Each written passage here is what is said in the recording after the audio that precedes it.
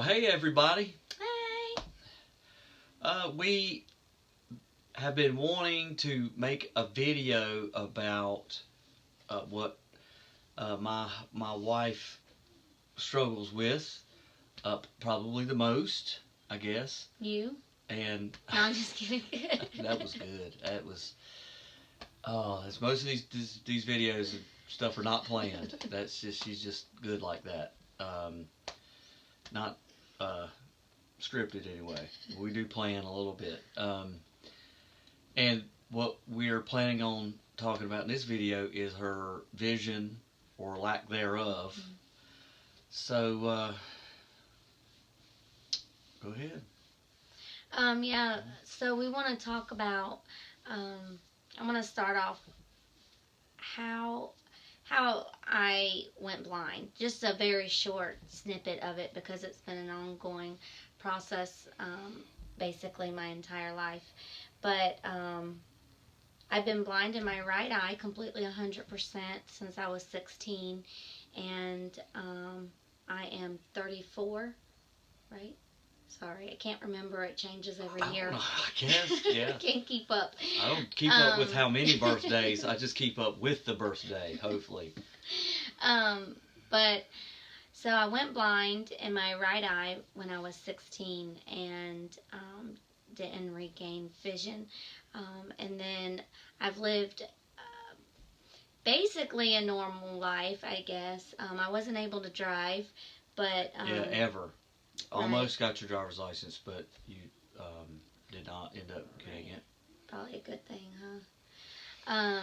So we had our first daughter when I was 27, and then 2 years later we had our son, and then 2 years after that we had our daughter. And so shortly after I had my third baby, I went to the eye doctor, and I guess because of all of those years of without being on my medication, the disease, which I have uveitis, went to my left eye and started to mess with my retina. But it had been doing that. It had been for doing a really it some, long time, really up and down for a long time. Right, but this, I guess it's been 2 years, 3 years now. It got a lot worse. And you were taking a lot of medication that might have been slowing it down, but the side effects were just about worse. And right, that's what I was gonna get at. I've been on a crazy medication roller coaster, and it just was not going really good. So I actually got off of my medication and was able to live life with a clear mind, and that is way more important to me than anything.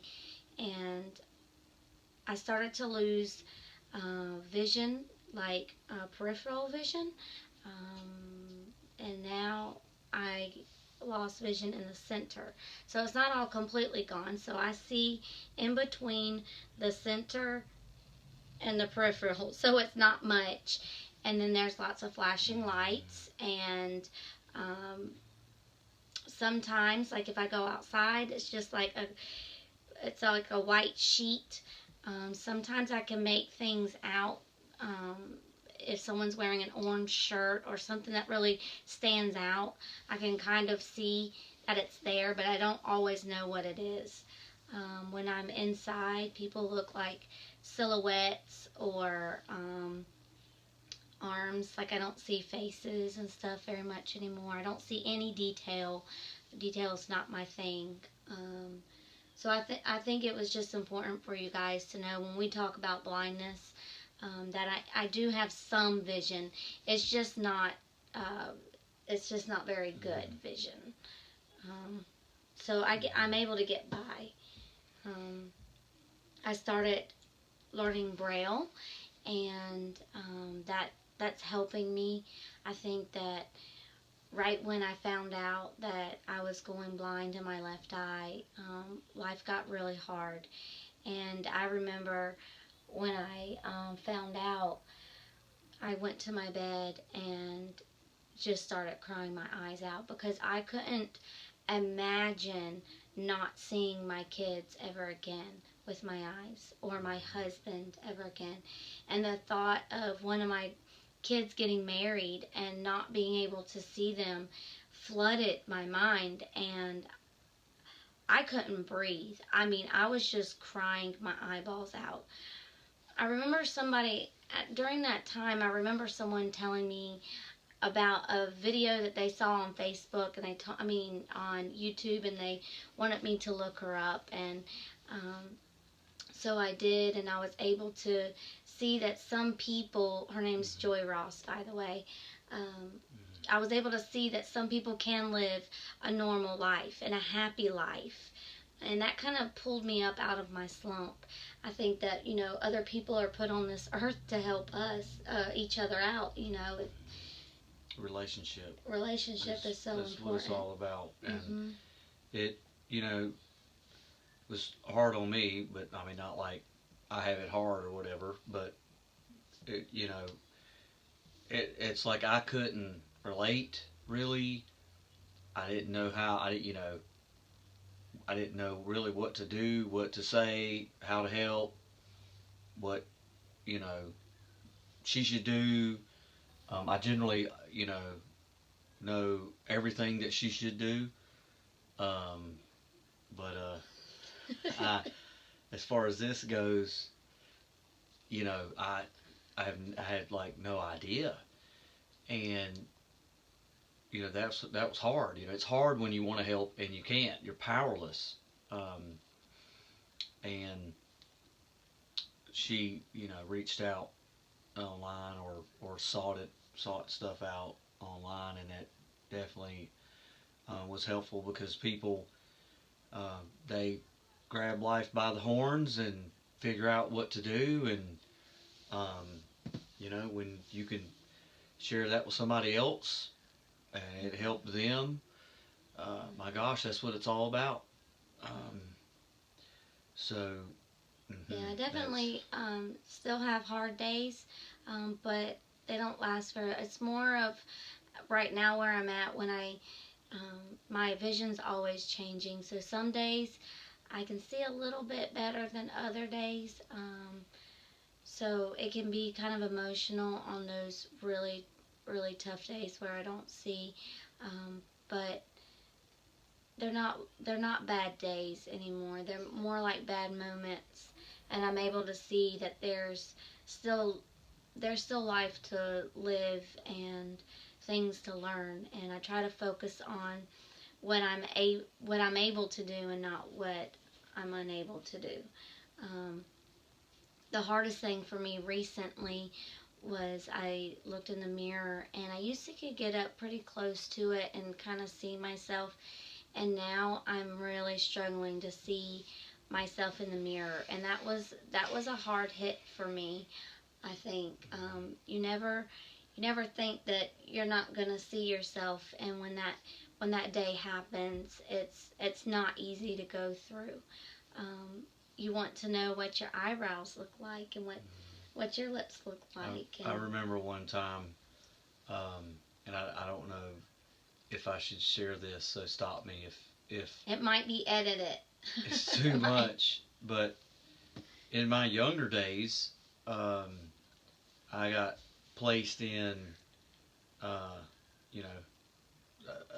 got removed from society, and what they do is they place you in a place where you're away from society because you're harmful to society, so to speak. I love to be vague, by the way.